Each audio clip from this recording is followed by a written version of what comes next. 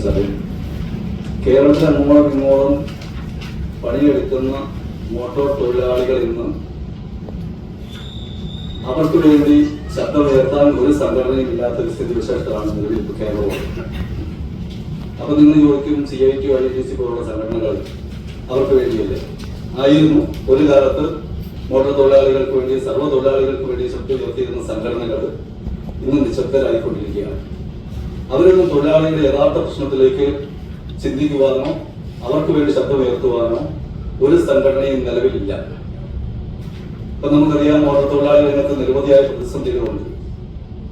അത് ക്ഷേമനിധിയുടെ കാര്യത്തിലായാലും, റെന്റ് കാറുകളുടെ കാര്യത്തിലായാലും, അനധികൃത ടാക്സി എന്ന് പറഞ്ഞാൽ പ്രൈവറ്റ് വണ്ടികൾ ടാക്സിയായിട്ട് ഓടുന്ന കാര്യത്തിലായാലും ഒക്കെ ഈ രംഗത്ത് പ്രവർത്തിക്കുന്ന തൊഴിലാളികൾ വിവിധ തരം വിഷയങ്ങളിൽ പെട്ട് ജീവിത സാഹചര്യങ്ങൾ ബുദ്ധിമുട്ടിലായിക്കൊണ്ടിരിക്കുകയാണ്. നമുക്ക് വേണ്ടി സംസാരിക്കാൻ ആരുമില്ല. ഊബർ പോലുള്ള ഓൺലൈൻ രംഗത്ത് പ്രവർത്തിക്കുന്ന ഡ്രൈവർമാരുണ്ട്. കേരളത്തിൽ ഇന്ന് വരെ ഊബർ അങ്ങനെയുള്ള ഓൺലൈൻ കമ്പനികൾക്ക് നിയമപരമായ യാതൊരു പരിരക്ഷയും ഇല്ലാതെയാണ് അവർ ഈ സർവീസുകളൊക്കെ നടത്തുന്നത്. അതുപോലെ ഓൺലൈൻ രംഗത്ത് നമ്മൾ തന്നെ ഓട്ടം എടുത്തിട്ട് ഓടുന്നു, ഒന്നിനും നിയമസാധ്യതയില്ല. അതുകൊണ്ട് തന്നെ ഈ രംഗത്ത് വളരെയധികം പ്രതിസന്ധികളുണ്ട്. വാടക ഇനത്തിൽ വലിയ ഫൈറ്റിംഗ് നടക്കുന്നുണ്ട്. പ്രാദേശികമായിട്ടുള്ള ടാക്സി ഡ്രൈവേഴ്സ് ഓൺലൈൻ ഡ്രൈവർമാരെ തടയുന്ന സ്ഥിതിവിശേഷമുണ്ട്. ഇതൊക്കെ കേരളത്തിൽ ഇന്ന് നടന്നുകൊണ്ടിരിക്കുമ്പോൾ മോട്ടോർ വാഹന വകുപ്പ് അതിനെതിരെ കണ്ണടച്ചിരിക്കുകയാണ്. അതിന് ശക്തമായ പ്രതിഷേധം കേരളത്തിലെ ഡ്രൈവർമാർക്ക്, മോട്ടോർ തൊഴിലാളി രംഗത്ത് പ്രവർത്തിക്കുന്ന ഡ്രൈവർമാർക്ക് നേരിടേണ്ടതായിട്ടുണ്ട്. ഞങ്ങൾക്ക് അതിനുള്ള എതിർപ്പ് അറിയിക്കുന്നതിനാണ് ഈ പത്രസമ്മേളനം വിളിച്ചത്. ആദ്യമേ തന്നെ ഈ പത്രസമ്മേളനത്തിലേക്ക് വന്നിരിക്കുന്ന മാധ്യമപ്രവർത്തകരെ നന്ദിയോടെ ഓർക്കുകയാണ്. യാഥാർത്ഥ്യത്തിന്റെ നേരെ നിങ്ങളുടെ ക്യാമറ തിരിക്കാൻ നിങ്ങളുടെ മനസ്സ് കാണിച്ചത് നിങ്ങളെ അഭിനന്ദിക്കുക. കുറച്ചു കാലങ്ങളായിട്ട് വിവാദങ്ങളുടെ പുറകെയാണ് മാധ്യമങ്ങൾ പോവുക, ജനകീയ പ്രശ്നങ്ങളിലൊന്നും ഇടപെടാതെ. ഈ ഇലക്ഷൻ എടുത്തിരിക്കുന്ന സമയത്ത് ജനകീയമായ വിഷയം, ഞങ്ങൾക്ക് ഈ മോട്ടോർ തൊഴിലാളിയുടെ കാര്യം പറയുമ്പോൾ ഞങ്ങൾക്ക് യഥാർത്ഥ വസ്തുത പറയാതിരിക്കാൻ വയ്യ. ഞങ്ങൾക്കൊക്കെ വീട്ടിൽ പ്രായമായ മാതാപിതാക്കളുണ്ട്, ഞങ്ങളുടെ മക്കൾ വിദ്യാഭ്യാസം നടത്തുന്നവരുണ്ട്. യാതൊരു വക പരിരക്ഷയും ഞങ്ങളുടെ തൊഴിലില്ലാത്ത സ്ഥിതിവിശേഷം കൂടെ വരുമ്പോൾ ഈ കാര്യങ്ങളൊക്കെ അവതാളത്തിലാവുന്ന ഒരു സ്ഥിതിയാണുള്ളത്. ഇന്ന് തന്നെ നമുക്കറിയാം, മോട്ടോർ തൊഴിലാളികൾ 70ഉം 80ഉം വയസ്സായവർ പോലും ഇന്ന് ജോലി ചെയ്യുന്നു. ഓട്ടോറിക്ഷ തൊഴിലാളി രംഗത്തായാലും ടാക്സി ഡ്രൈവേഴ്സ് ആയാലും ഒക്കെ പ്രായാധിക്യത്താലും ഈ പണി എടുത്തേ പറ്റൂ, കുടുംബം പുലരണമെങ്കിൽ ഈ പണി എടുത്തേ പറ്റൂ എന്നുള്ള വിശ്വാസത്തിൽ ഇന്നും പണിയെടുക്കുന്ന തൊഴിലാളികളുണ്ട്. അവർക്കൊന്നും യാതൊരു വക സംരക്ഷണവും സർക്കാർ നടത്തുന്നില്ല, കൊടുക്കുന്നില്ല. ഇന്ന് കേരളത്തിന്റെ സമ്പദ് വ്യവസ്ഥയെ പിടിച്ചു നിർത്തുന്നത്, ഖജനാവിനെ നിറയ്ക്കുന്നത് ഈ വാഹന വ്യവസായം കൊണ്ടാണെന്നുള്ളത് എല്ലാവർക്കും അറിയാവുന്ന കാര്യം. ഈ വാഹനത്തിന്റെ പുതിയ രജിസ്ട്രേഷൻ നിർത്തിക്കളഞ്ഞേക്കാമെന്ന് ഒരു ഗവൺമെന്റ് തീരുമാനിക്കരുത്. കാരണം നിരത്തുകൾ, റോഡുകളിന്റെ അപര്യാപ്തത ഉണ്ടെങ്കിലും വണ്ടികൾ ഇറങ്ങിക്കൊണ്ടേയിരിക്കും. കാരണം ടാക്സ് കിട്ടുന്നതാണ്, 15 വർഷത്തേക്കുള്ള ലൈഫ് ടാക്സ് കിട്ടുന്നത്. അപ്പൊ ഇതൊന്നും തിരിച്ച് തൊഴിലാളികളിലേക്ക് കിട്ടുന്നത്. ക്ഷേമനിധിയുടെ കാര്യത്തില് വലിയൊരു പ്രതിസന്ധിയിലൂടെയാണ് മോട്ടോർ തൊഴിലാളികളും അതിന്റെ ഓണേഴ്സും കടന്നുപോയിക്കൊണ്ടിരിക്കുക. കാരണം കുടിശ്ശികയിൽ 9% പിഴപ്പലിശ ചുമത്തിക്കൊണ്ടാണ് ഇപ്പോ നിർബന്ധമായും ക്ഷേമനിധി അടയ്ക്കണമെന്ന് ഗവൺമെന്റ് പറയുക. അതൊക്കെ ഒരു വാഹനം ഓടിക്കുന്ന ഡ്രൈവറെ സംബന്ധിച്ചും ഓണറെ സംബന്ധിച്ചും ഇത് വലിയ പ്രതിസന്ധി നേരിടുന്നുണ്ട്. ഇതൊന്നും ആനുകൂല്യങ്ങളെ പറ്റി കൃത്യമായ ബോധവൽക്കരണം ഒരു ഡ്രൈവർമാരുടെ ഇടയിലും ഈ ബന്ധപ്പെട്ട ഡിപ്പാർട്ട്മെന്റ് നടത്തുന്നില്ല. രാഷ്ട്രീയ പ്രവർത്തകരുടെ രാഷ്ട്രീയ ഇച്ഛാശക്തിക്ക് അനുസരിച്ച് പിൻവാതിൽ നിയമനം നടത്താനുള്ള ഒരു ബോർഡായി ക്ഷേമനിധി ബോർഡിനെ മാറ്റിയെടുത്തിരിക്കുന്നു. മിക്ക ക്ഷേമനിധി ബോർഡിന്റെ ഓഫീസുകളിൽ ചെല്ലുമ്പോൾ പാർട്ടി ഓഫീസിൽ ചെല്ലുന്ന അനുഭവമാണ് ഒരു ഡ്രൈവർക്ക് ഉണ്ടാവുന്നത്. ഇല്ലെങ്കിൽ ഒരു തൊഴിലാളിക്കും മുതലാളിക്കും ഉണ്ടാവും. മുതലാളി വിഹിതം എടുത്താൽ വാഹനത്തിന് ഫിറ്റ്നസ് സർട്ടിഫിക്കറ്റ് കൊടുക്കാം എന്ന് തീരുമാനിക്കുന്ന മോട്ടോർ വാഹന ഉദ്യോഗസ്ഥര് ഈ മുതലാളി വിഹിതം അടച്ചു കഴിഞ്ഞാൽ അത് തിരികെ കൊടുക്കേണ്ടതില്ല എന്നുള്ളതാണ് അതിനകത്തൊക്കെ വെച്ച ഗൂഢമായ ലക്ഷ്യം. ഡ്രൈവർക്ക് പെൻഷൻ കിട്ടും, അത് എത്ര പേർക്ക് അറിയാം? അവരുടെ മക്കൾക്ക് വിവാഹ ആവശ്യത്തിലുള്ള പണം അനുവദിക്കും, എത്ര പേർക്കറിയാം? വേണ്ട വിധത്തിൽ ബോധവൽക്കരണം നടത്താൻ കേരളത്തിലെ ഈ ക്ഷേമനിധി ബോർഡിന്റെ കീഴിലുള്ള ഉദ്യോഗസ്ഥന്മാർക്ക് സമയം തികയുന്നില്ല. ഡ്രൈവർമാർക്ക് ഇതിനെ പറ്റിയുള്ള ബോധമോ ജ്ഞാനമോ ഇല്ല എന്നുള്ളതാണ് വസ്തുത. അപ്പോ ഡ്രൈവർമാരുടെ ക്ഷേമത്തിന് വേണ്ടി രൂപീകരിച്ച ഒരു ക്ഷേമനിധി ബോർഡ് പോലും ഈ ഡ്രൈവർമാർക്കും മുതലാളിമാർക്കും ശത്രുവായി മാറുന്ന സ്ഥിതിയാണ് ഇന്ന് കേരളത്തിലുള്ളത്. ഞങ്ങൾക്ക് പറയാനുള്ളത് വേറൊന്നുമല്ല. ഞങ്ങൾക്ക് ഒരു നിശ്ചിത പ്രായം കഴിഞ്ഞാൽ നമുക്കറിയാം ജീവിതശൈലി രോഗങ്ങൾ വരുന്നുണ്ട്. ഹോസ്പിറ്റലുകളിൽ അഡ്മിറ്റ് ആകുമ്പോൾ നിരവധിയായ ആരോഗ്യ പ്രശ്നങ്ങളാൽ ബുദ്ധിമുട്ടുന്ന ഡ്രൈവർമാരോ അല്ലെങ്കിൽ തൊഴിലാളികളോ ഓണർമാരോ ഹോസ്പിറ്റലുകളിൽ അഡ്മിറ്റ് ആകുമ്പോൾ വലിയ സാമ്പത്തിക ബാധ്യതയിലേക്കാണ് ഓരോ കുടുംബവും കടന്നു പോകുന്നത്. 35-40 വർഷം പണിയെടുത്ത തൊഴിലാളിക്ക് ഇപ്പോഴും പെട്ടെന്നൊരു അത്യാവശ്യം വന്നാൽ നാട്ടുകാരുടെ മുമ്പിൽ കൈനീട്ടേണ്ട ഗതികളിലേക്ക് മോട്ടോർ തൊഴിലാളികൾ മാറുന്നത് നിലവിലുള്ള അസോസിയേഷനുകളൊന്നും അറിയുന്നില്ല എന്നുള്ളതാണ് വേറൊരു വസ്തുത. അപ്പൊ ഞങ്ങൾക്ക് വേണ്ടി ശബ്ദമുയർത്താൻ ഞങ്ങളൊരു സംഘടന രൂപീകരിക്കുന്നു. ആ സംഘടനയുടെ ഒരു ഔപചാരികമായ ഉദ്ഘാടനത്തിലേക്ക് കടക്കുന്നതിന് മുൻപ് തന്നെ ഈ വസ്തുതകൾ ജനസമക്ഷം വെക്കുന്നതിന് വേണ്ടിയാണ് ഈ പ്രസ് മീറ്റ് വിളിച്ചിരിക്കുന്നത്. വീണ്ടും ഞങ്ങൾ വരാൻ പോകുന്ന ഗവൺമെന്റുകളുടെ മുമ്പിൽ ശക്തമായ നിവേദനങ്ങൾ സമർപ്പിച്ച് ഈ രംഗത്ത് തൊഴിലെടുക്കുന്ന തൊഴിലാളികളുടെ ജീവനും സ്വത്തിനും അവന്റെ ആരോഗ്യത്തിനും പരീക്ഷ കൊടുക്കുന്ന വിധത്തിലുള്ള നിയമനിർമ്മാണങ്ങൾ നടത്തുന്ന ഒരു ഘട്ടത്തിലേക്ക് ഗവൺമെന്റിനെ ചിന്തിപ്പിക്കുന്ന രീതിയിലേക്ക് ഞങ്ങളുടെ ഇടപെടൽ ഉണ്ടാകുമെന്ന് ഈ അവസരത്തിൽ അറിയിക്കുകയാണ്. ഇപ്പോ കർണാടകത്തൊക്കെ നമുക്കറിയാം എല്ലാ മെഡിക്കൽ കോളേജുകളിലും ഒരു 300 രൂപയുടെ കാർഡ് എടുത്താൽ 30,000 രൂപ വരെ ചികിത്സ ഇൻഷുറൻസ് കിട്ടും. ഒരു വർഷം 30,000 രൂപയുടെ ചികിത്സ ഫ്രീ ആയിട്ട് കിട്ടും. 300 രൂപയുടെ ഒരു കാർഡ് കർണാടകത്തിൽ കയറി ഒരു മെഡിക്കൽ കോളേജിൽ കാർഡ് എടുത്താൽ എന്തുകൊണ്ട് ഗവൺമെന്റിന് ഈ മോട്ടോർ തൊഴിലാളികൾക്ക് വേണ്ടി അത്തരത്തിലൊരു ആരോഗ്യ ഇൻഷുറൻസ് പദ്ധതി തുടങ്ങിക്കൂടാ? ഈ ക്ഷേമനിധിയിൽ ലക്ഷങ്ങൾ ഡിപ്പോസിറ്റ് ചെയ്യുന്ന ഡ്രൈവർമാർക്ക് അത് തിരികെ കിട്ടുന്നില്ല. പക്ഷെ ഈ രംഗത്ത് പ്രവർത്തിക്കുന്ന മോട്ടോർ തൊഴിലാളികൾ ഒരു 300 രൂപ അടയ്ക്കുമ്പോൾ വർഷം ഒരു 30,000 രൂപയുടെ ഇൻഷുറൻസ്, ആരോഗ്യ ഇൻഷുറൻസ് ഈ രംഗത്ത് പ്രവർത്തിക്കുന്ന ഡ്രൈവർമാർക്ക് കൊടുക്കുവാൻ, തൊഴിലാളികൾക്ക് കൊടുക്കുവാൻ സർക്കാർ മനസ്സ് കാണിച്ചാൽ തന്നെ ഈ രംഗത്ത് പ്രവർത്തിക്കുന്ന തൊഴിലാളികൾക്ക് ഒരുപാട് സഹായകരമാണ്.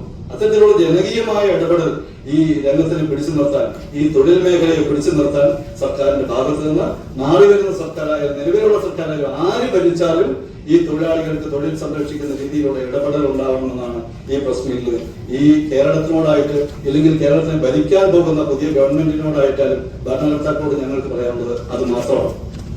ഞങ്ങൾക്ക് കുടുംബമാണ്, അതോ ഞങ്ങൾക്ക് സ്വസ്ഥമായിട്ട് ജീവിക്കണം, ഞങ്ങളുടെ മക്കൾ പഠിക്കണം, ഞങ്ങളുടെ കാരണവന്മാരും ആശുപത്രിയിൽ പോയി നല്ല ആരോഗ്യത്തോടെ തിരിച്ചു വരാൻ ഞങ്ങൾ ആഗ്രഹിക്കുന്നു. അങ്ങനെ ഒരു പരിരക്ഷയും ഇന്ന് കേരളത്തിൽ ഒരു മോട്ടോർ തൊഴിലാളി രംഗത്ത് പ്രവർത്തിക്കുന്ന ഒരു തൊഴിലാളിക്കും സാധ്യമാകുന്നു. അത്തരത്തിലുള്ള ഇടപെടലുകൾ ഈ വരും കാലങ്ങളിൽ ഉണ്ടാവാൻ വേണ്ടിയാണ് ഇതുപോലുള്ള സംഘടനകൾ രൂപീകരിച്ച് ഞങ്ങൾ ശക്തമായി മുന്നോട്ട് പോവുകയാണ്. ഇപ്പൊ ഞങ്ങളുടെ ഈ ഒരു അസോസിയേഷനിൽ 1000-ന് മേലെ മെമ്പർമാര് മെമ്പർഷിപ്പ് എടുത്തിരിക്കുകയാണ്. അപ്പൊ നമുക്ക് ഓർക്കണം, മറ്റുള്ള സംഘടനകളെയൊക്കെ വിശ്വാസമില്ലാഞ്ഞിട്ടല്ല. കാരണം ഇപ്പോൾ അവര് മാറി വരുന്ന ഭരണക്കാർക്ക് കൊടലൂത്തുകാരായി മാറിക്കൊണ്ടിരിക്കുമ്പോൾ യഥാർത്ഥ തൊഴിലാളികളുടെ ജീവിത പ്രശ്നങ്ങളിൽ നിന്നും അവരെ ശ്രദ്ധ കേന്ദ്രീകരിക്കാൻ അവർക്ക് സാധിക്കുന്നില്ല. അതാണ് ഇനി വരും കാലങ്ങളിൽ പറയുകയാണ് ഇവിടെ മോട്ടോർ തൊഴിലാളി എന്ന് പറയുന്ന വിഭാഗമേ ഇല്ല എന്ന് പറഞ്ഞാൽ അതും കാണേണ്ട ഗതികേട് ഞങ്ങൾക്ക് വരും. ഇവിടെ ദാരിദ്ര്യ വിമുക്ത സംസ്ഥാനമായി പ്രഖ്യാപിച്ചു. നമുക്കറിയാം ദാരിദ്ര്യം എത്രത്തോളം ഈ കേരളത്തിലുണ്ട്. അതുപോലെ തന്നെ മോട്ടോർ തൊഴിലാളികൾ ഈ മറന്നുപോയി, മാറി വരുന്ന സർക്കാരുകൾ മോട്ടോർ തൊഴിലാളികളെ മറന്നുപോയി. പണ്ടൊക്കെ ഒരു ഡീസൽ വില വർധനവ് വന്നാൽ ആ ഡീസൽ വില വർധനവിനെതിരെ പ്രതിഷേധിക്കാൻ സംഘടനകൾ ശക്തമായിട്ട് ഇടപെട്ടിരുന്നു. ഇപ്പം ഒരു പേരിന് പോലും ഒരു പ്രസ്താവന ഇറക്കാൻ ബന്ധപ്പെട്ട തൊഴിലാളി സംഘടനകൾ മുതിരുന്നില്ല എന്ന് പറയുമ്പോൾ അത് ഇതുപോലുള്ള സാധാരണക്കാരായ മോട്ടോർ തൊഴിലാളികളുടെ ജീവിതത്തെ ബാധിക്കുന്നുണ്ട്. ഈ മോട്ടോർ തൊഴിൽ മേഖലയിൽ പ്രവർത്തിക്കുന്ന ഡ്രൈവർമാരൊന്നും വിദ്യാഭ്യാസം ഇല്ലാത്തവരല്ല. അവർക്കൊന്നും ഗവൺമെന്റിൽ ജോലി കിട്ടാത്തത് കൊണ്ടാണ്, വിദ്യാഭ്യാസം ഇല്ലാത്തത് കൊണ്ടല്ല. ഈ ലക്ഷങ്ങൾ മുടക്കി വാഹനമെടുത്ത് കടവും വിലയുമായി വാഹനമെടുത്ത് നിരത്തിലേക്ക് ഇറങ്ങുന്ന ആൾക്കാര് ഫോറിനേഴ്സിനെ അടക്കം കൈകാര്യം ചെയ്യുന്ന ഡ്രൈവർമാർ ഞങ്ങളുടെ ഇടയിലുണ്ട്. 10,000-കണക്കിന് ഡ്രൈവർമാർ കേരളത്തിൽ ജോലി ചെയ്യുന്നു. പക്ഷെ ഇതൊന്നും സർക്കാർ കണ്ടില്ല എന്ന് നൽകിയാണ്. ഇനിയുള്ള കാലം അത് പാടില്ല. കൃത്യമായ ഇടപെടലുകൾ ഈ സംഘടനകൾ ഞങ്ങളെല്ലാ രാഷ്ട്രീയ ജാതി മത ഭേദമന്യേ ഞങ്ങളുടെ അസോസിയേഷനിൽ അംഗങ്ങളെ വന്നുകൊണ്ടിരിക്കുകയാണ്. അപ്പൊ ഇനി ഒരു പ്രസ് മീറ്റിൽ വെച്ച് അതിന്റെ ലോഗോയുടെ പ്രകാശനവും വെബ്സൈറ്റിന്റെ ഉദ്ഘാടനം നടത്തുവാനാണ് ഞങ്ങൾ ഇതൊരു ആമുഖമായിട്ട് നടത്തുന്ന പത്രസമ്മേളനമാണ്. അതിലേക്കും നിങ്ങളെ ഏവരെയും ക്ഷണിക്കുന്നു. കേരളത്തിന്റെ ശ്രദ്ധയെ ഒന്നാകെ ഞങ്ങളെ ഈ അസോസിയേഷന്റെ പ്രവർത്തനങ്ങളുമായി ബന്ധപ്പെട്ട് ക്ഷണിക്കുകയാണ്. തീർച്ചയായിട്ടും അത്തരത്തിൽ ഞങ്ങൾക്ക് പ്രവർത്തിച്ച് മുന്നേറുവാൻ സാധിക്കുമെന്നാണ് വിശ്വസിക്കുന്നത്. ഇതിന്റെ ഭാരവാഹികളാണ് ഇരിക്കുന്നത്. ഇത് അസോസിയേഷന്റെ പ്രസിഡന്റാണ് സാബു.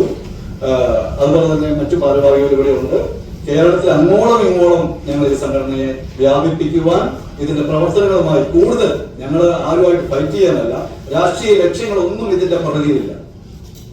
ഇതുവരെയുള്ള സംഘടനകളെല്ലാം നേതൃത്വത്തിലിരുന്നവർ മന്ത്രിയാകാനോ MLA ആകാനോ തൊഴിലാളികളെ ചവിട്ടുപടിയാക്കി മാറ്റുമ്പോൾ ഞങ്ങൾക്ക് അങ്ങനെ യാതൊരു വക ലക്ഷ്യവുമില്ല.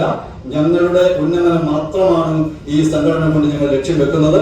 തീർച്ചയായും ഞങ്ങളുടെ ഈ അസോസിയേഷൻ നിലനിൽക്കുന്നിടത്തോളം കാലം ഏറ്റവും അവസാനം ഇതിനകത്ത് അംഗമാകുന്ന ഡ്രൈവർക്ക് വേണ്ടി വരെ ഞങ്ങൾ ശബ്ദിക്കും എന്നുള്ള കാര്യത്തിൽ ഞങ്ങൾ ഉറപ്പിച്ചു പറയുകയാണ്.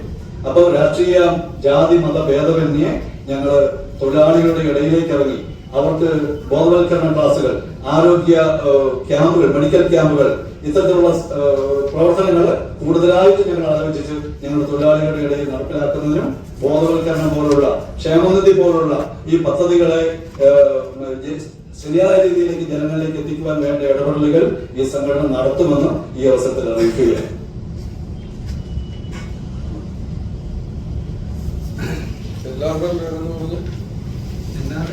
എല്ലാവരുടെയും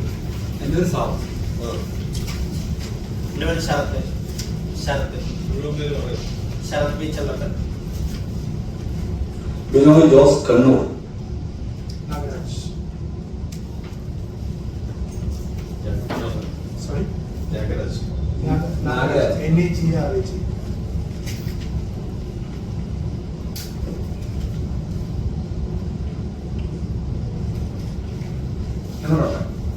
എനിക്ക് പറയാനുള്ളത് ഓൺലൈൻ കമ്പനികളെ കുറിച്ചാണ്. ഇംഗ്ലീഷ് സാധനം കണ്ടത് ഇതാണ് അഗ്രികൾച്ചർ പോളിസിയുടെ ഓർഡർ. കേന്ദ്ര സർക്കാർ അഗ്രികൾച്ചർ പോളിസി. ഇതിൽ അഗ്രികൾച്ചർ പോളിസി സാധനം കേട്ടിട്ടുള്ളൂ. 40 പേജുള്ള സാധനമാണ്. Government order. ഇതിൽ പറഞ്ഞിരിക്കുന്നതെന്ന് വെച്ചാൽ അഗ്രികൾച്ചർ പോളിസി ഓൺലൈൻ കമ്പനികൾ നിർബന്ധമായിട്ടും അഗ്രികൾച്ചർ പോളിസി വെച്ചിട്ടുള്ള ലൈസൻസ് എടുത്ത ശേഷം ഇവിടെ സർവീസ് നടത്താൻ മതിയെന്നാണ് ഈ ഓർഡർ പറഞ്ഞത്. പക്ഷെ സർക്കാർ ഇപ്പൊ അടുത്ത കാലത്ത് ഈ യൂബറിന് വരയ്ക്കും നോട്ടീസൊക്കെ അയച്ചു. റാപ്പിഡോ എന്ന കമ്പനി ഇപ്പൊ ലൈസൻസ് എടുത്തെന്ന് പറയുന്നത്. ഇവിടെ അനുമതി 15ഓളം ഓൺലൈൻ കമ്പനി വർക്ക് ചെയ്തിട്ടുണ്ട്. ഞാൻ പേരുകൾ എനിക്ക് തന്നിട്ടുണ്ട്. അതിനകത്ത് എഴുതി 15ഓളം ഓൺലൈൻ കമ്പനികളോട് വർക്ക് ചെയ്തിട്ടുണ്ട്. ഇവരൊക്കെ അഗ്രികൾച്ചർ പോളിസി എടുത്തിട്ടുണ്ടോ? ഇത് അവരെടുത്തിട്ടില്ലെങ്കിൽ അവരുടെ സോഫ്റ്റ്വെയർ എല്ലാം സർക്കാർ ബ്ലോക്ക് ചെയ്തു. അപ്പൊ ബ്ലോക്ക് ചെയ്യുമ്പോൾ അവർക്ക് സർവീസ് വേണം. അപ്പൊ തീർച്ചയായിട്ടും പോളിസി എടുക്കും. ഈ പോളിസി ഇല്ലാത്തവരുടെ പേരിൽ ഞങ്ങളെപ്പോലത്തെ ആൾക്കാരെ ഈ കമ്പനി ചൂഷണം ചെയ്യുക. എന്തൊക്കെയാണ് ചൂഷണം ചെയ്യുന്നത് വെച്ചാൽ അനാവശ്യമായ പെനാൾട്ടി. ഒരു കസ്റ്റമർ വണ്ടി കയറി കഴിഞ്ഞാൽ ആ കസ്റ്റമറുടെ ഭാഗം മാത്രം ചിന്തിച്ച് ഞങ്ങളുടെ തലയിൽ എല്ലാം ഒത്തിരി ഞങ്ങൾക്ക് നഷ്ടം വരുത്തുന്നു. ഈ കമ്പനികൾ ചൂഷണമാണ് ചെയ്യുന്നത്. നമുക്ക് അവരെ വിളിക്കാനുള്ള സംവിധാനമില്ല. നമ്മുടെ ഒരു കാര്യം ഇതുപോലെ സംഭവിച്ചിട്ടുണ്ട് എന്ന് പറഞ്ഞാൽ അവരെ വിളിക്കാൻ നമുക്ക് ഒരു നമ്പർ ഇല്ല. അവരുടെ നമ്പർ വെച്ചാൽ കമ്പ്യൂട്ടർ കോളുകളാണ്. ഇതിൽ വിളിച്ചാൽ അവർ എടുക്കുകയും ചെയ്യും. ഞങ്ങൾ ആരുടെയും പറയും. ഇത് ആരുടെ പറയണ്ട, സർക്കാരാണ് ഞങ്ങളുടെ കാര്യത്തിൽ ടാക്സി തൊഴിലാളികൾ കേരളത്തിൽ ഇല്ല എന്ന രീതിയിലാണ് സർക്കാർ മുന്നോട്ട് പോയിക്കൊണ്ടിരിക്കുന്നത്. പിന്നെ ഞങ്ങൾ ആരോടെ ഞങ്ങൾ പറയേണ്ടത്? അതായത് കേരളത്തിൽ ഇതൊക്കെ ഒറ്റ ദിവസം കൊണ്ട്, ഒരു നിയമം കൊണ്ട്, ഒരു ഓർഡർ കൊണ്ട് നിയന്ത്രിക്കാമെന്നിരിക്കെ ഇത്തരത്തിലുള്ള അനധികൃത ഓൺലൈൻ സർവീസുകളെ കണ്ണടച്ച് കയറൂരി വിടുന്ന നിലപാടാണ് നാളെ ഇതുവരെ സർക്കാർ ചെയ്തത്. ഇപ്പൊ സാധാരണ കാണിച്ച ഗവൺമെന്റ്, കേന്ദ്ര ഗവൺമെന്റ് ഇറക്കിയ ഓർഡർ, ആ ഓർഡർ പ്രകാരം ലൈസൻസ് എടുത്തിട്ട് മാത്രമേ കേരളത്തിൽ ഇത്തരത്തിലൊരു സ്ഥാപനം പ്രവർത്തിക്കാൻ പറ്റത്തുള്ളൂ. ഈ ഊബർ പോലുള്ള സംവിധാനങ്ങൾ കേരളത്തിൽ നാളുകളായിട്ട് ഈ പ്രവർത്തനം നടത്തിക്കൊണ്ടിരിക്കുമ്പോൾ ഉദ്യോഗസ്ഥന്മാർ അതിന് നേരെ കണ്ണടയ്ക്കുക, ഇല്ലെങ്കിൽ ഞങ്ങൾക്ക് അങ്ങനെ ഓർഡർ ഇല്ല, ഞങ്ങൾ ഇതിനെ കിട്ടുന്നിടത്തുനിന്നെല്ലാം പിടിക്കുന്നുണ്ട്, പിഴയിടുന്നുണ്ടെന്ന് പറഞ്ഞാൽ അത് കേട്ടിരിക്കാൻ മാത്രം പൊട്ടന്മാരാണോ കേരളത്തിലുള്ള മോട്ടോർ തൊഴിലാളികൾ? അതിന്റെ ലൈസൻസ് എടുത്ത് നിയമപരമായിട്ട് നടപ്പിലാക്കട്ടെ. അപ്പം അത്തരത്തിലുള്ള കാര്യങ്ങളുമായിട്ട് അതിനെ നിയന്ത്രിക്കാൻ പറ്റുമല്ലോ, ആധികാരികതയുണ്ടല്ലോ. ഇത് ഊബർ എന്ന പേരിൽ അനധികൃതമായിട്ട് സർവീസ് നടത്തുന്നുണ്ടെങ്കിൽ അതിനെ നിയന്ത്രിക്കേണ്ട ചുമതല ഒരു ദിവസം കൊണ്ട്, ഒരു മണിക്കൂർ കൊണ്ട് സാധിക്കുമെന്നിരിക്കെ പലരും കണ്ണടയ്ക്കുന്നത് കൊണ്ടാണ് ഇത്തരത്തിലുള്ള അനധികൃത സർവീസുകൾ, ഇല്ലെങ്കിൽ റെന്റേ കാറ്, ഈ കള്ള ടാക്സി, ഇതൊക്കെ കേരളത്തിൽ നിർബാധം സുഗമമായി നടപ്പിലാക്കിക്കൊണ്ടിരിക്കുന്നത്. അതായത് മറ്റൊരു വിഷയം GPS. നിങ്ങൾക്കറിയാലോ GPS എന്താണ്? മോട്ടോർ വാഹന വകുപ്പിറക്കിയ 3-4 കൊല്ലം മുമ്പ് ഇറക്കിയ സംഭവം, 4 കൊല്ലങ്ങളായി. ഇന്ന് വരെ ഈ GPS വർക്ക് ചെയ്യുന്നുണ്ടോ എന്ന് കാണിച്ചു ആർക്കും അറിയും. ഈ സാധനത്തിന്റെ വർക്ക് എന്താണെന്ന് വെച്ചാൽ വാഹനത്തിനകത്തിരിക്കുന്ന ഡ്രൈവറും അതുപോലെ പാസഞ്ചർ എന്തെങ്കിലും അപകട സാധ്യത വന്നു കഴിഞ്ഞാൽ ആ വണ്ടി ട്രാക്ക് ചെയ്യാൻ വേണ്ടിയുള്ള സംവിധാനം അതിനകത്ത് SOC സ്വിച്ച് വെച്ചിട്ടുണ്ട്. ആ സ്വിച്ചിൽ നമുക്ക് പോലീസ് ഉടനെ നിങ്ങളുടെ വാഹനത്തിന്റെ ഫ്രണ്ടിൽ വന്ന് നിൽക്കും. ഞങ്ങളൊക്കെ ഇടയ്ക്ക് കുത്താറുണ്ട് ഈ സമയം. ഒരു പോലീസും വന്നിട്ടില്ല, ഒരു മോട്ടോർ വെഹിക്കിളും വന്നിട്ടില്ല. ഇടയ്ക്ക് വെച്ചില്ല. ആ ഒച്ച നിർത്താൻ തന്നെ ഭയങ്കര പണിയാണ്, ശല്യമായി മാറി. അത് സാറോട് പറഞ്ഞ വളരെ കൃത്യമാണ്. എന്റെ വണ്ടിയിൽ ട്രാവൽ ചെയ്തുകൊണ്ടിരുന്ന ഒരു കൊച്ച് ആ സ്വിച്ച് ഞെക്കരുതെന്ന് പറഞ്ഞു കിട്ടുന്ന ഒരു കൊച്ച് ഞെക്കി. ആ കൊച്ച് ഞെക്കിയിട്ട് 3 ദിവസം അത് കിടന്ന് അലാം ചെയ്തു. എനിക്കിത് നിർത്താനുള്ള സംവിധാനം ഒന്നുമില്ല. പിടിപ്പിച്ച ഏജൻസിനെ വിളിച്ച് പറഞ്ഞു എറണാകുളത്ത് നിന്ന് വേണം അത് നിയന്ത്രിക്കാൻ. 3 ദിവസം കഴിഞ്ഞിട്ട് വല്ലാതെ ഒച്ചപ്പാടാക്കി ബഹളാക്കി കഴിയുമ്പം അതിന്റെ ആൾക്കാർ വന്നത് ഓഫാക്കി. സത്യത്തിൽ സാവകേട്ടൻ പറഞ്ഞ പോലെ ആ സ്വിച്ച് എന്തിനാണ്? RTO ഓഫീസിൽ നിന്ന് വെളിവരണം. നിങ്ങളുടെ വണ്ടിക്ക് എന്തെങ്കിലും അത്യാവശ്യമുണ്ടോ, എന്തെങ്കിലും എമർജൻസി സിറ്റുവേഷൻ ഉണ്ടോ, അതിൽ ഞങ്ങളുടെ സഹായം ആവശ്യമുണ്ടോ എന്ന് ചോദിക്കേണ്ടത് 3 ദിവസം അലാം ചെയ്തിട്ട് ഒരു ഉദ്യോഗസ്ഥൻ ഫോൺ വിളിച്ചിട്ട് ചോദിച്ചിട്ടില്ല. പിന്നെ എന്തിനാണ് 8000 രൂപയോ 9000 രൂപയോ കൊടുത്ത് ഈ സംവിധാനം ഞങ്ങളുടെ വണ്ടിയെ പിടിപ്പിക്കുന്നത്? GPS നല്ലതാണ്, ഞങ്ങൾ തർക്കിക്കുന്നില്ല. GPS നല്ല സംവിധാനം. കാരണം വണ്ടി ഒരാളെ കട്ടോട്ട് പോയോ അല്ലെങ്കിൽ അപകട സാധ്യത സമയത്തോ സർക്കാർ അത് ട്രാക്ക് ചെയ്യാൻ പറ്റും. നല്ല കാര്യം തന്നെ, ഒരിക്കലും നല്ലതാണ്. പക്ഷെ ഇത് എന്തിനാണ് ഇത് ഉപയോഗശൂന്യമായ സാധനം ഞങ്ങളുടെ കയ്യിൽ ഒരു വർഷം 3500 രൂപയാണ് ഞങ്ങളുടെ വർഷം ഒരു വർഷത്തിൽ അടക്കുന്നത്. റീചാർജ് ചെയ്യണം ഒരു വർഷത്തേക്ക്. എന്തിന്? ഇത് സർക്കാർ GPS കമ്പനികളുമായിട്ടുള്ള അങ്ങോട്ടുള്ള അഡ്ജസ്റ്റ്മെന്റ്. ഇതിന്റെ ഉപയോഗം നല്ല കാര്യം പറയുന്നില്ല, നല്ല സാധനം തന്നെയാണ്. പക്ഷെ ഇതിന്റെ സംവിധാനം ആക്കിയിട്ട് പോരെ ഞങ്ങൾ പിടിപ്പിക്കാൻ. ഇതിന്റെ എല്ലാം സോഫ്റ്റ്വെയർ റെഡിയായി ഈ സംവിധാനം റെഡിയാണെന്ന് അറിഞ്ഞിട്ട് പോലെ ഞങ്ങൾ സാധനം പിടിപ്പിക്കാൻ. ഇത് അഡ്വാൻസ് ആയിട്ട് ഞങ്ങൾ സാധനം പിടിപ്പിച്ച് ഇത് ചെയ്തില്ലെങ്കിൽ ഫിറ്റ്നസ് തരില്ല, വണ്ടി രജിസ്ട്രേഷൻ ചെയ്തു തരില്ല. ഇനി മാധ്യമപ്രവർത്തകരായി നിങ്ങൾക്ക് വന്ന് പരീക്ഷിക്കാവുന്നതാണ്. നിങ്ങളുടെ വാഹനത്തിൽ GPS ഉണ്ടെങ്കിൽ നിങ്ങളതൊന്ന് ടെസ്റ്റ് ചെയ്ത് നോക്കാം. നിങ്ങളൊക്കെ ഒരു അന്വേഷണാത്മക പത്രപ്രവർത്തനം നടത്തി നിങ്ങളെ ക്ഷണിക്കുക. ഏതെങ്കിലും ഒരു ടാക്സി കേട്ട് നിങ്ങൾ ഇതൊന്ന് ഞെക്ക്. ഒരു 3 ദിവസം വരെ വെയിറ്റ് ചെയ്യും. ഒരു കോളേജിൽ വന്ന നമ്മുടെ ഈ പത്രസമ്മേളനത്തിൽ ക്ഷമ പറയാം എന്ന് പറഞ്ഞാൽ എനിക്ക് നേരിട്ട് അനുഭവമുള്ള കാര്യമാണ് നടന്നത്. അതുപോലെ തന്നെ ഇപ്പോ ഹൈവേ വരുന്നുണ്ട്, പുതിയ ഹൈവേ. ഓരോ 30 കിലോമീറ്ററും ഓരോ സ്പീഡാണ് പറഞ്ഞിരിക്കുന്നത്. ഒരിടത്ത് 40 ആണെങ്കിൽ ഒരിടത്ത് 50, ഒരിടത്ത് 100, ഒരിടത്ത് 80. ഇത് കൺട്രോൾ ചെയ്യാൻ ഡ്രൈവർക്ക് പറ്റുന്നതിനിപ്പം തന്നെ ഈ സംഭവം എല്ലാം കടന്നു പോകും. ഇത് ഫൈൻ മേടിക്കാനാണോ അത്തരത്തില് ഒട്ടും ഗുണകരമല്ലാത്ത ട്രാഫിക് സംവിധാനങ്ങൾ കേരളത്തിൽ കയറുമ്പോൾ മാത്രമേ ഉള്ളൂ എന്ന് പറയുന്നതിൽ വിഷമമുണ്ട്. മറ്റുള്ള ഒരു സ്റ്റേറ്റിലും ഈ ദുരവസ്ഥ ഇല്ല കേട്ടോ. എല്ലാ സ്റ്റേറ്റിലും പോകുന്ന ഡ്രൈവർമാരായി ഇരിക്കുന്നവരല്ല. അവരൊന്നും ഒരു ഹൈവേ കയറുമ്പോൾ മറ്റുള്ള സ്റ്റേറ്റിലില്ല. കാസർഗോഡേക്ക് ഇപ്പോൾ പുതിയ ഹൈവേ വരുന്ന മടിക്കരുത്. കാസർഗോഡേക്ക് ഇറങ്ങുന്നതിന് തൊട്ട് ആ ഇറങ്ങുന്ന ആ എൻട്രി തൊട്ട് മുമ്പിലായിട്ട് വെച്ചിരിക്കുന്നു കാസർഗോഡ് 2 കിലോമീറ്റർ ലെഫ്റ്റിലേക്ക്. അപ്പൊ ഈ ധരിക്കുന്നവൻ എന്താ വീണ്ടും 2 കിലോമീറ്റർ മുന്നോട്ട് ചെന്നിട്ടാണ് ലെഫ്റ്റിലേക്ക് ഇറങ്ങേണ്ടതെന്നല്ല. നമ്മൾ പരാതിപ്പെട്ടു, എന്ത് ചെയ്യാം, അന്വേഷിക്കാം എന്ന് പറഞ്ഞു.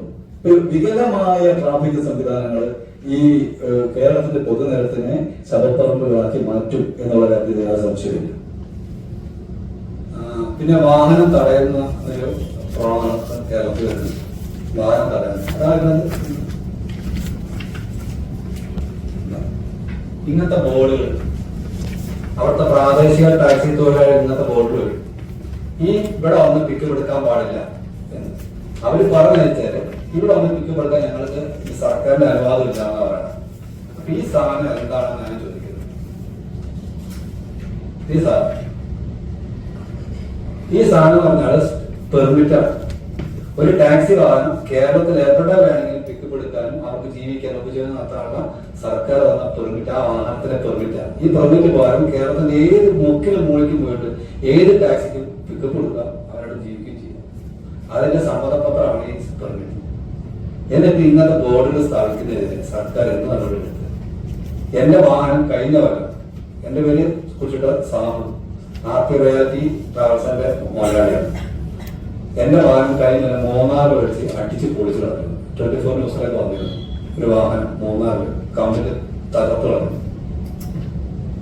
എന്താണെന്ന് വെച്ചാൽ എന്റെ വാഹനം അവിടെ പോയിട്ട് പിക്കപ്പ് എടുത്ത് അവിടുത്തെ പ്രാദേശിക തൊഴിലാളികൾ അതിന്റെ ഒരു കേസ് ഇപ്പോൾ അടിമാലി കൂടെ നടന്നുകൊണ്ടിരിക്കുകയാണ്. നമ്മളിതിൽ വിളിച്ചിട്ടൊന്നുമില്ല. അപ്പൊ അങ്ങനെ ആവുമ്പോൾ നമുക്ക് അറിയില്ല അതിന്റെ പേര്. ഇതൊക്കെയാണ് നമ്മളപ്പോ ഈ അടുത്ത് അനുഭവിക്കുന്ന ഈ സംഭവം. നമ്മുടെ ബഹുമാനപ്പെട്ട ഗതാഗത വകുപ്പ് മന്ത്രിക്ക് ഞാൻ എൻ്റെ ഒഫീഷ്യൽ ലെറ്ററിൽ എൻ്റെ വാഹനം തല്ലിപ്പൊളിച്ചതിനെ കുറിച്ച് ഞാൻ ഒരു പരാതി അയച്ചതാണ്. എനിക്ക് റിപ്ലൈ വന്നു കേട്ടോ.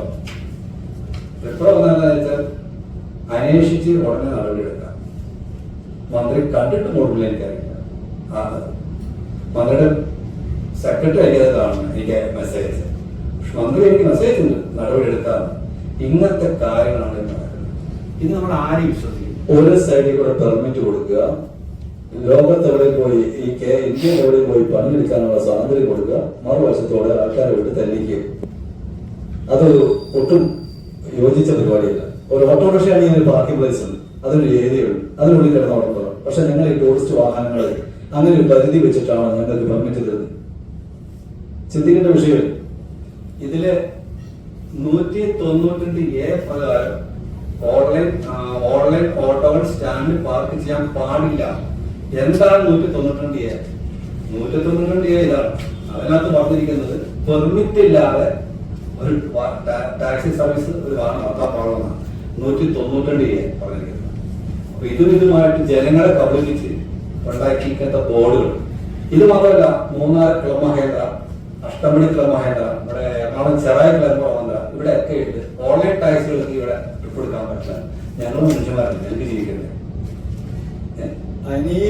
ഈ പറഞ്ഞ ഹോട്ടലിനെ സംബന്ധിച്ചൊരു വിഷയം പറയാനുള്ളത്, ഈ 10,000, 20,000, 30,000 റൂം റെന്റ് കൊടുത്ത് താമസിക്കുന്ന ഗസ്റ്റുകളെ കൊണ്ട് ചെല്ലുന്നത് ഞങ്ങളാണ്.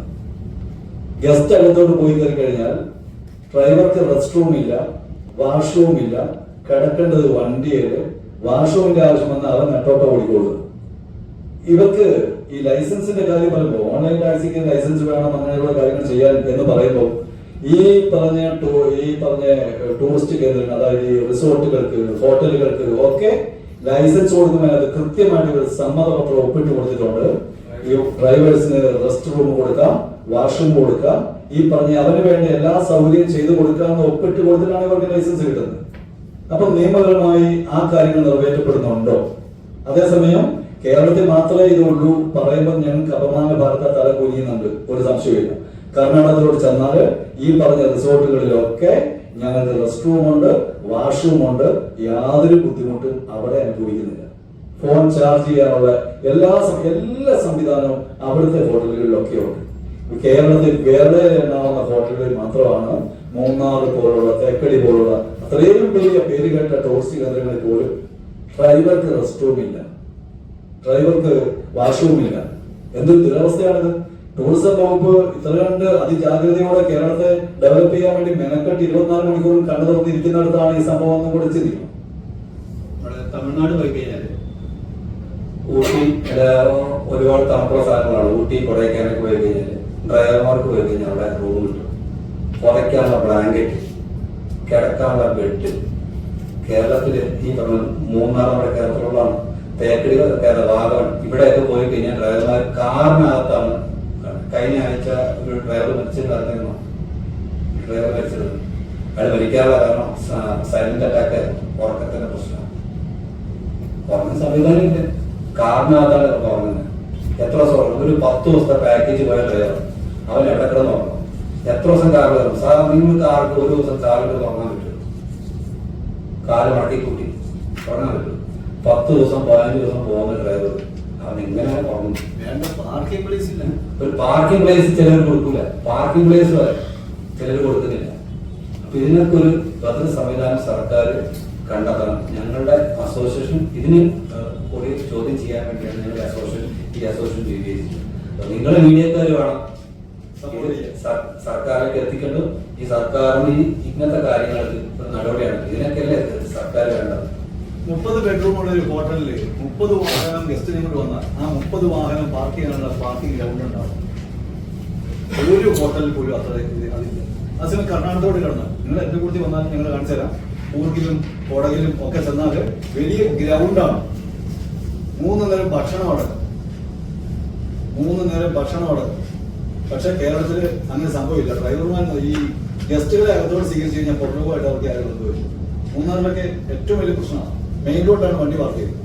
മെയിൻ റോഡ് പാർക്കിംഗ് പ്ലേസ് ഇല്ല. 3-4 വണ്ടി വെക്കുമ്പോഴത്തേക്ക് പാർക്കിംഗ് പ്ലേസ് തീർന്നു. പിന്നെ മെയിൻ റോഡിൽ വെക്കണം വണ്ടി. മെയിൻ റോഡിൽ വെച്ചാൽ സമീപവാസികളുടെ മുഴുവൻ തെളിയാക്കണം.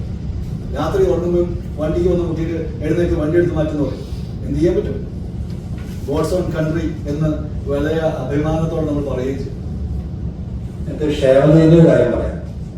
ഇദ്ദേഹം പറയാൻ വന്നാലോ, ക്ഷേമനിധി ഇപ്പോ പുതിയ നിയമം വന്നിരിക്കുകയാണ്. എന്താന്ന് വെച്ചാല് ക്ഷേമനിധി അടയ്ക്കാത്തവർക്ക് ഫിറ്റ്നസ് കൊടുക്കേണ്ടതാണ്. അപ്പോ 2014 വാങ്ങിയ വാഹനം, അന്ന് വാങ്ങിയ വാഹനം ഞാൻ ഇന്ന് ഫിറ്റ്നസ് എടുത്ത് നോക്കുമ്പോൾ ആ വാഹനം എന്നാണോ ടാക്സി ആക്കിയത് അന്ന് മുതൽ ഇന്ന് വരുന്ന ക്ഷേമനിധി അടയ്ക്കണം. 16 കൊല്ലത്തെ ക്ഷേമനിധി ആ പൈസയും അതിന്റെ 9% കൂട്ടുപലിശ ചേർത്ത് വേണം ഞാൻ അടയ്ക്കും. അത് ഏകദേശം 25,000 രൂപ. ഓക്കെ, അടയ്ക്കാൻ വയ്ക്കണം. ഇതുകൊണ്ട് എന്താണ് ഗുണം? ഓണർക്ക് എന്താണ് ഗുണം? വാഹനത്തിന്റെ ഉടമയ്ക്ക് ഒരു ഗുണവുമില്ല, ഒന്നും കിട്ടില്ല. ഡ്രൈവർക്ക് വേണ്ടി വാഹനത്തിന്റെ ഉടമ അടക്കണം. അത് ഡ്രൈവർക്ക് വേണ്ടി ഡ്രൈവർക്ക് അതിന്റെ ആനുകൂല്യം കിട്ടുകയായിരിക്കും. ഞാനിതിനെ വാഹനത്തിന്റെ വീതം കൊടുക്കുന്നത്. എന്റെ വാഹനം ഇടിച്ച് കഴിഞ്ഞാൽ ക്ഷേമത്തിന് പൈസ കിട്ടും. ഒരു ആക്സിഡന്റ് ആയ ക്ഷേമത്തിന് പൈസ കിട്ടും. അതൊന്നും കിട്ടില്ല. പിന്നെ എന്തിനാ ഞാൻ വാഹനത്തിന് ക്ഷേമം കൊടുക്കുന്നത്? എന്തിനാണ് ഞാൻ വാഹനത്തിന് ക്ഷേമം കിടക്കണേ? വാഹനത്തിന്റെ വിഹിതം ഞാൻ എന്തിനാണ് സർക്കാർ അടക്കേണ്ട ആവശ്യമുള്ളത്? ഞാൻ ടാക്സ് അടച്ചിട്ടില്ലേ? ഞാൻ ടാക്സ് റോഡിൽ ഓടാൻ വേണ്ടി ഞാൻ ടാക്സ് അടക്കുന്നുണ്ട്. പിന്നെ എന്തിനാണ് വാഹനത്തിന്റെ വിഹിതം? ഡ്രൈവർക്ക് ഓക്കെ, അയാൾക്ക് മാസം പെൻഷൻ കിട്ടും, അത് സമ്മതിക്കും. പിന്നെ അതുകൂടാതെ എനിക്ക് 53 വയസ്സായി. ഞാനിപ്പോ ഈ ക്ഷേമനിധിയിലൊരു ഇതെടുത്തു കഴിഞ്ഞാൽ എനിക്ക് 60 വയസ്സിൽ ഇവർ എന്ത് പെൻഷൻ തരാമോ? എനിക്ക് തരുമോ പെൻഷൻ?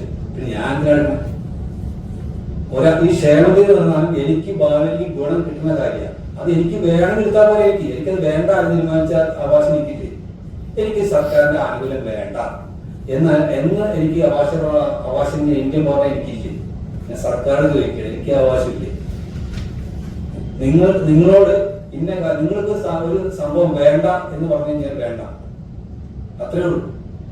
ഇത് നിർബന്ധപൂർവ്വം ബദാവിൽ പൈസ ഇറക്കാൻ. ഇതൊക്കെ ആർക്കൊക്കെ അറിയാം? ഏത് ഡ്രൈവർമാർക്ക് അറിയാം ഈ ക്ഷേമനിധിയെ കുറിച്ച്?